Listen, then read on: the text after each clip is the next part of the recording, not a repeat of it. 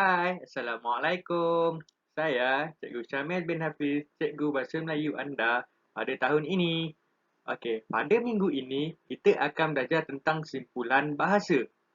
Jika minggu lepas kita dah belajar tentang ayat majmuk, jadi minggu ini kita beralih pula kepada simpulan bahasa. Pada pembelajaran kita minggu ini, sebelum kita memulakan pembelajaran kita, cikgu akan menceritakan dahulu objektif pembelajaran kita. Okey, objektif pembelajaran kita adalah bercerita dengan menggunakan simpulan bahasa. Pada akhir pembelajaran, kamu akan dapat membina ayat menggunakan simpulan bahasa dan memahami maksud ayat-ayat simpulan bahasa. Pasti murid-murid tak tahu kan apa itu simpulan bahasa. Okey, sekarang cikgu akan merungkaikan kepada murid-murid apa itu maksud simpulan bahasa. Okey, simpulan bahasa ni adalah perkataan yang terdiri daripada dua perkataan atau lebih. Maknanya kita gabungkan dua perkataan ataupun lebih daripada dua perkataan menjadi satu maksud. Simpulan bahasa juga mempunyai maksud yang berbeza dan makna yang berbeza daripada perkataan yang kita sebut tu.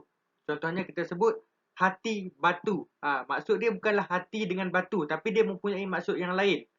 Kejap lagi kita akan pergi satu persatu contoh simpulan bahasa supaya kamu dapat memahami apa itu maksud simpulan bahasa.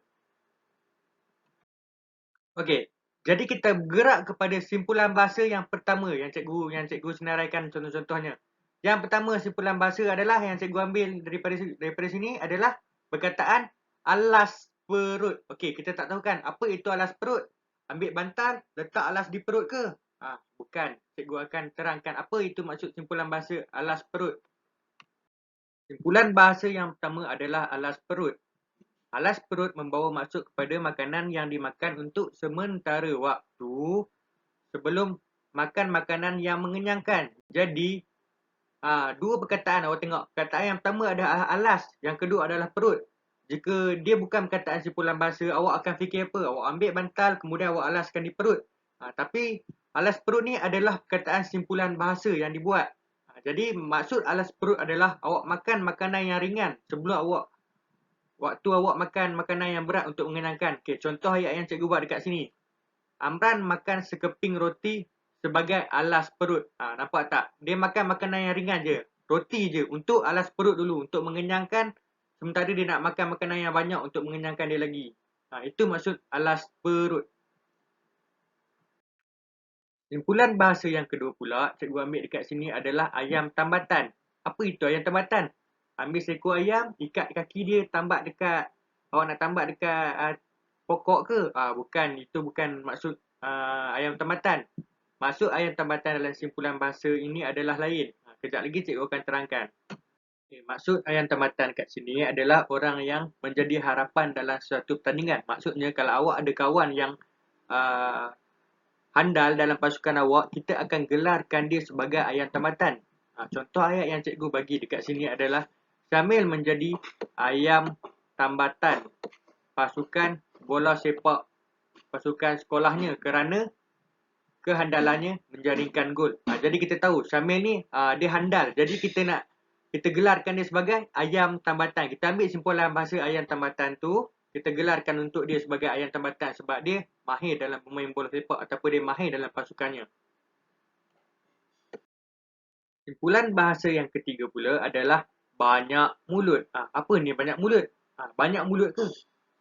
Banyak dekat mulut kat sini, kat sini, kat sini. Bukan. Maksud banyak mulut adalah, okey, banyak mulut maksudnya adalah orang yang suka bercakap, dia selalu bercakap. Maksudnya kita tak perlu dah cakap, awak ni banyak cakap lah. Kita tak boleh cakap macam tu, kita boleh gunakan simpulan bahasa, kita boleh cakap, awak ni banyak mulut lah. Kita gunakan simpulan bahasa banyak mulut. Contohnya ayat dekat sini, cikgu buat sikat Azri yang banyak mulut, nampak dekat sini. Banyak mulut itu tidak disenangi oleh rakan. Nampak tak? Cikgu guna ayat banyak mulut, simpulan bahasa banyak mulut. Perkataan banyak mulut tu untuk cikgu letakkan di dalam ayat cikgu. Jadi cikgu tak perlu dah cakap sikat Azri yang banyak bercakap. Cikgu tukarkan dia jadi simpulan bahasa banyak mulut. Jadi cikgu cakap sikat Azri yang banyak mulut itu tidak disenangi oleh rakan. Okey, simpulan bahasa yang seterusnya adalah durian runtuh. Simpulan bahasa ni adalah gabungan ayat kataan durian dan juga runtuh. Maksud dia bukan durian tu runtuh. Dia ada maksud dia, maksud yang simpulan bahasa dia. Kita akan pergi apa maksud durian runtuh. Okey. Durian runtuh ni adalah maksudnya adalah mendapat keuntungan dengan tidak disangka-sangka atau tanpa bersusah payah. Maknanya awak tak susah payah untuk benda tu, tiba-tiba benda tu awak dapat dengan banyak.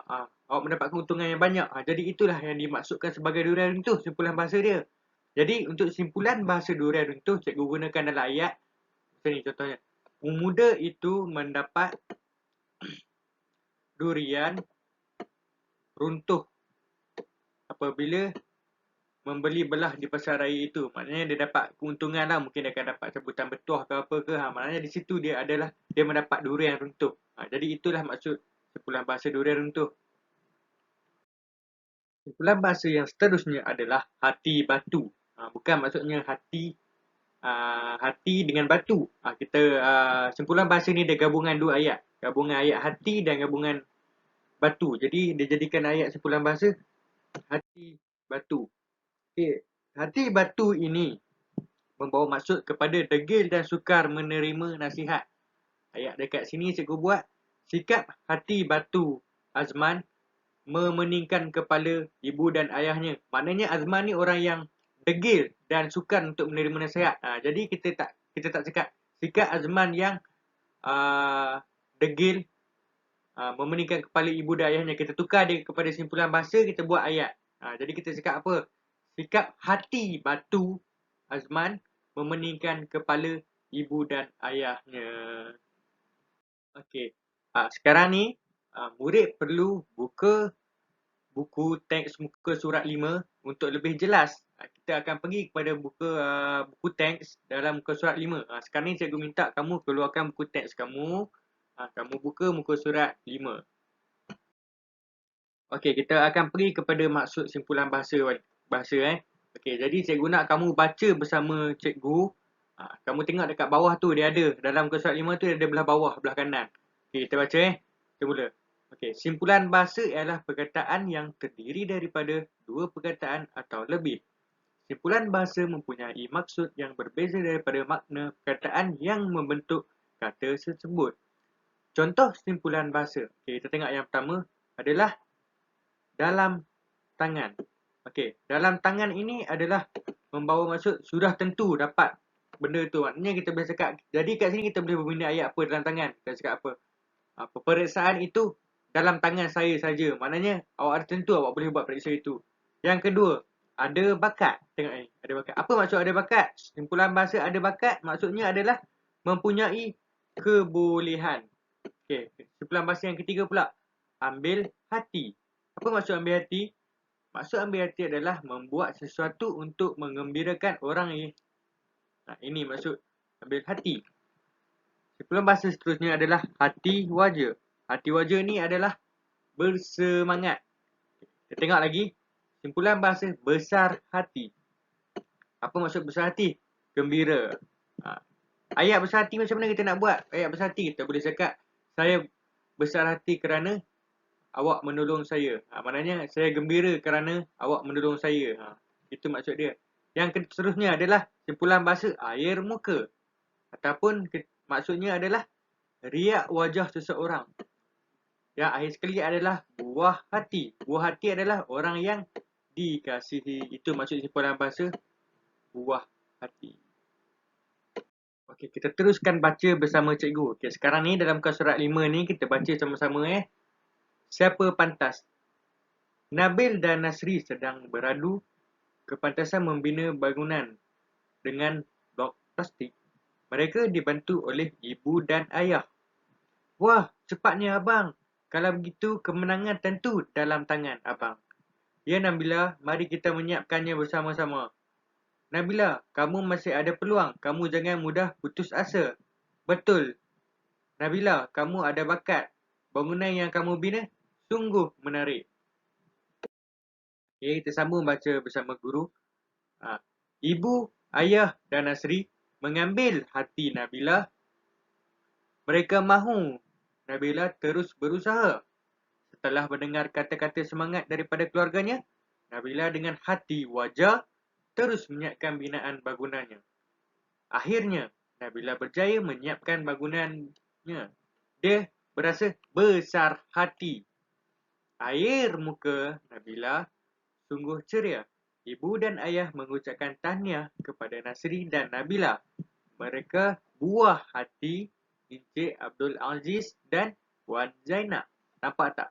Simpulan bahasa dekat sini dia guna adalah ambil hati, hati wajah, besar hati, air muka, buah hati. Awak boleh rujuk maksud dia dekat sini. Awak rujuk maksud dia dekat sini.